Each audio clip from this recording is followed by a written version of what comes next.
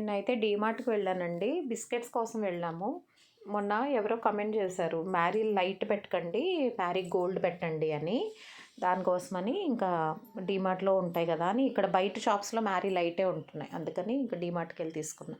ఇంటి దగ్గర డాగ్స్‌కి ఫుడ్ పెట్టనన్నానని చాలామంది చాలా ఫీల్ అయ్యారు. పెట్టండి ప్లీజ్ అలానే అంటారు అని.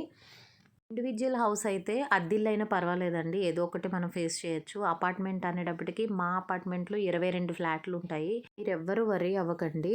మనకు అపోజిట్‌లోనే గురువుగారు వాళ్ళ ఫ్యామిలీ ఉంటారు. అంటే మనకి చాలా సార్లు డాగ్స్‌కి దెబ్బలు తగిలినప్పుడు వచ్చి ట్రీట్మెంట్ చేసి రెస్క్యూకి హెల్ప్ చేశారు కదా!